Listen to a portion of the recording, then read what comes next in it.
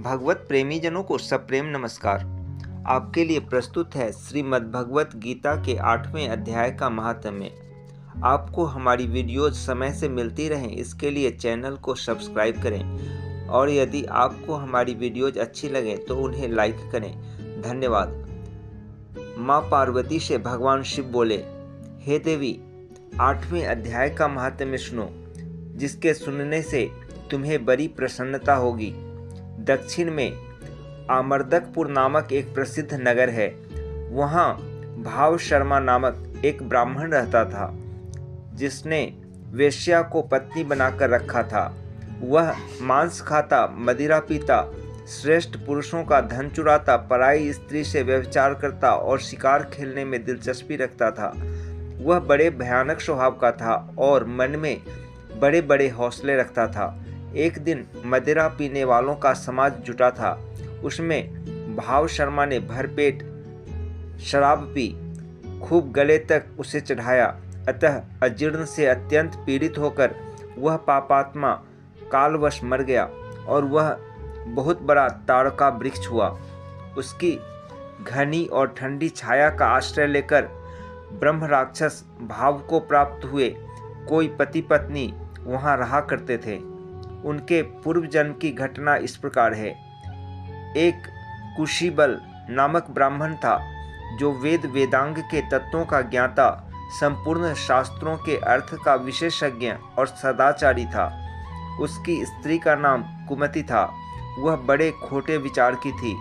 वह ब्राह्मण विद्वान होने पर भी अत्यंत लोभवश अपनी स्त्री के साथ प्रतिदिन भैंस, कालपुरुष और घोड़े आदि बड़े दानों को ग्रहण किया करता था, परंतु दूसरे ब्राह्मणों को दान में मिली हुई कौड़ी भी नहीं देता था।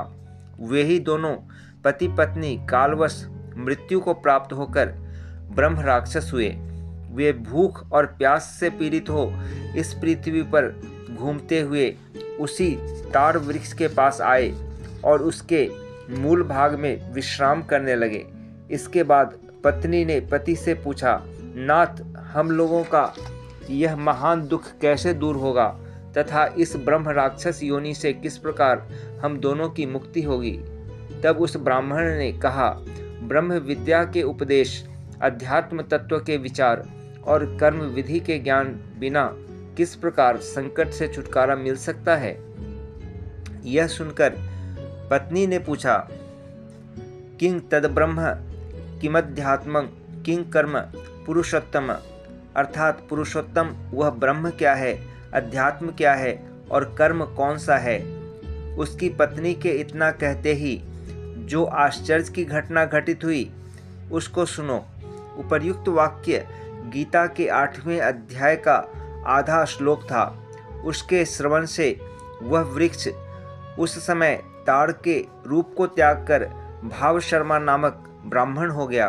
तत्काल ज्ञान होने से विशुद्ध चित्त होकर वह पाप के चोले से मुक्त हो गया तथा उस आधे श्लोक के ही महात्म्य से वे पति पत्नी भी मुक्त हो गए। उनके मुख से दैवात ही 8वें अध्याय का आधा श्लोक निकल पड़ा था। उसके बाद आकाश से एक दिव्य विमान आया और वे दोनों पति पत्नी उस विमान पर आरूढ़ होकर स्वर्ग लोक को चले गए। वहाँ का यह सारा वृतांत अत्यंत आश्चर्यजनक था।